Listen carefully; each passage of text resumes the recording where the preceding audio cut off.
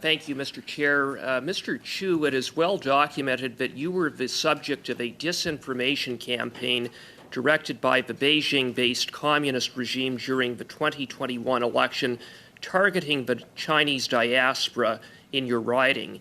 Even though this government had information that you were being targeted, that information was not passed on to you, and voters in your riding were kept in the dark. Based on your experience, would you agree that the measures put in place by this Liberal government supposedly to counter foreign interference failed? Well, thank you, through you, Mr. Chair, for the question. I think there has been many commentary on this, and I agree with some of the commentary that says obviously the Liberal government has set this up to catch Conservative being benefited by Russians' disinformation, and they are caught surprised by the Communist Chinese campaigning to help the Liberals themselves. Beijing's disinformation campaign attacked your character and spread outright lies about your position and the position of the Conservative Party on a range of issues. Can you speak about that and what impact this disinformation campaign has had on your reputation in your community? Thank you again for the question. I think there is a problem with your question, sir, because it presumed disinformation and misinformation, it's only spread during the election time. The matter of fact, it is not true. Even in the public inquiry into foreign interference, basically, when the hearing were being conducted, there has been this disinformation. For example, MP Han Dong, when he testified, there had been articles written that says Mr. Han Dong was persecuted in Canada because of his mainland Chinese background. This is completely untrue, and we as Canadians know that, but many in the communities, because of parallel universe they live in, they don't. Now, for you, Mr. Chair, not only did the mechanisms that the Liberal government set up to counter foreign interference completely fail to counter the disinformation campaign in your riding, but based upon what I'm hearing from your testimony, it's even worse than that insofar as I understand it.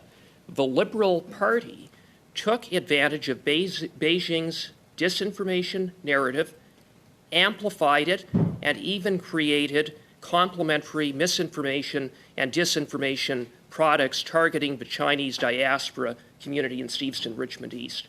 Is that a fair characterization of what happened? Could you elaborate upon that?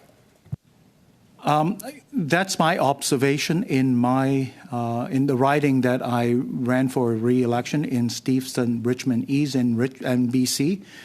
Certainly, that's how I observed and felt. It seemed to me that I always put myself in my opponent's shoes.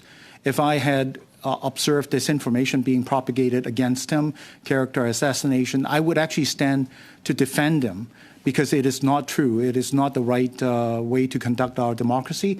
But unfortunately, that was not the case during the election in 2021. And it was obvious that there were targeted campaign attack against me, and I was basically alone. Well, very disturbing to learn that the Liberal Party actively amplified Beijing disinformation. They were not a mere bystander to it. It's worse than turning a blind eye, that's for sure. Now, for you, Mr. Chair, it came to light at the public inquiry on foreign interference that during the 2019 election, the Prime Minister's Department, the PCO, detected disinformation about Justin Trudeau in an article circulating on Facebook. The Prime Minister's Department asked Facebook to remove that article because they said it risked threatening the integrity of the election. By contrast, when the Prime Minister's Department was asked about the disinformation targeting you and the Conservative Party that was circulating on WeChat during the 2021 election, and why they didn't ask for that disinformation to be taken down, a representative from the Prime Minister's Department said dismissively, quote, The content would likely only reach Chinese diaspora readers, end of quote. What do you make of that explanation, and what does it say about how this government operates? It touches my very inner identity to its core, because I always believe that the Prime Minister is wrong, that Canada does not have a systemic and structural discrimination against certain group. But what I heard during the hearings shook that a little bit, because it looks like that there are some Canadians that are more worthy and valuable for protection than others. Canada is a multicultural society that we're in, and definitely every Canadian deserves to be protected. And it looks like that the mechanism that they put in place does not handle disinformation and misinformation being spread using non-official languages. Okay, thank you, Mr. Chu and Mr. Cooper.